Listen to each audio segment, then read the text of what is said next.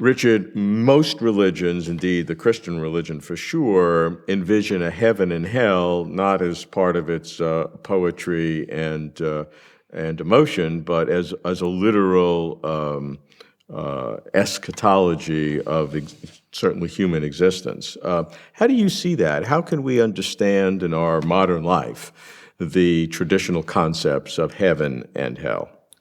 Well, in the course of our lives, we make ourselves certain sorts of persons. When we are young, we are exposed to different beliefs. We are exposed to different opportunities for doing what is right and wrong. And it's a characteristic of humans that each time we do a good act, it's easier to do a good act next time. Each time we do a bad act, it's easier to do a bad act next time. And this applies, of course, to particular kinds of acts as well as generally to good. Each time we do a courageous act, it's easier to do a courageous act next time. Each time we do a just act, it's easier to do a just act next time. Aristotle said that.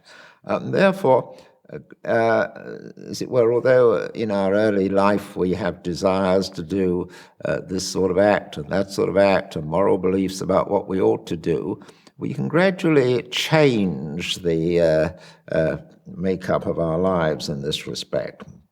If we go on doing what is good, doing good becomes natural to us, and so we gradually lose, or one hopes one gradually lose, the temptations to do bad, or at any rate we form a very settled desire never to do anything bad. We may occasionally give in to it, but the direction of our lives is fixed. And likewise, the other way round. If people always give in to temptation, then they gradually not merely always give in to temptation, but moral beliefs cease to mean anything to them. In the Gulag Archipelago, Solzhenitsyn has a chapter on the prison guards, and he says there are different sorts of prison guards. Some of them seem to have a vestige of morality left, but sometimes you could see somebody finally losing their sense of morality, that they had sort of just no longer became, there was a tipping point in them. They suddenly became no longer sensitive in any sense to moral considerations. So, at the end of life, some of us become naturally good, some of us lose our sense of morality, and many of us, of course, are still in the middle.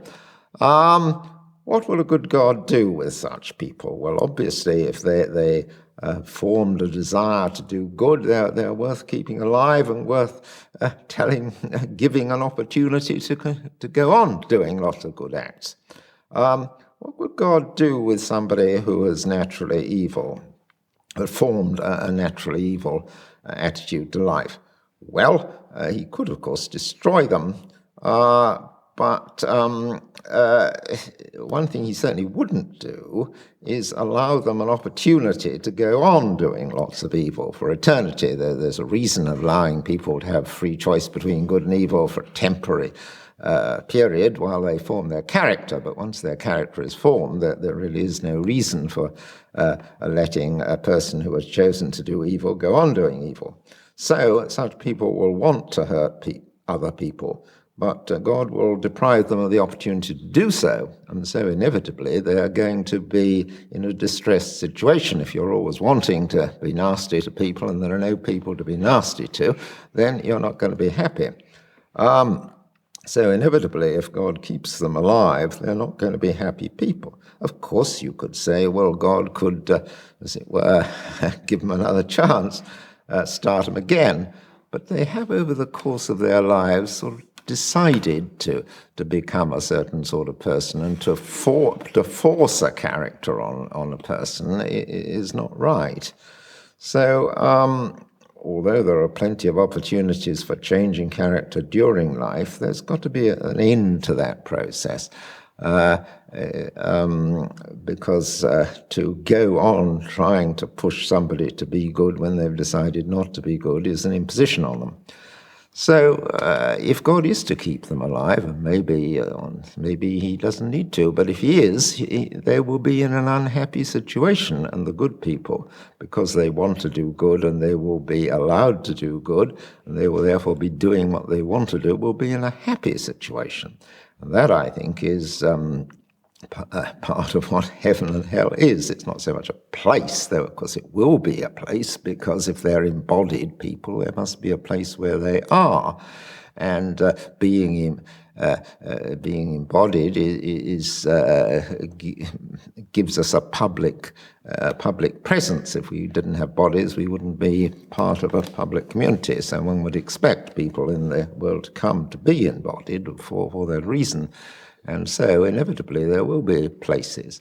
That's not to say, despite what I said earlier, necessarily that anybody does go to hell, but it rather looks as if some people are heading that way. It's not a Christian doctrine that anybody is in hell, but it certainly is a Christian doctrine that there is that possibility open to people if they choose. And it was Aquinas who said that God would not keep anybody in hell if for one moment they repented. He didn't think they would repent, but he did say that. And I've given a reason why I don't think why some people can get themselves voluntarily into a state where they won't repent. So yes, I do endorse both of those principal doctrines. As to people in the middle, well, the Christian tradition has had various somewhat undetermined views about that. The Catholic Church developed a view of purgatory from about the 11th century onwards, so that people could, as it were, those who had some inclination to do good but hadn't worked it out would go to purgatory, and they would eventually get to heaven.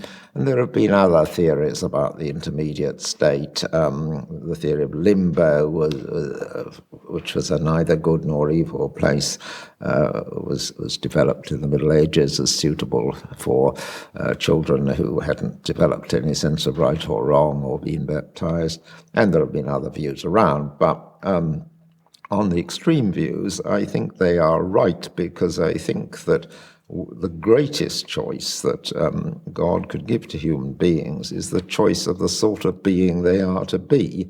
And if they'd have a really a significant choice, that they must be allowed to choose to become, not merely on an individual time to do a good or bad action, but become a good or bad sort of person.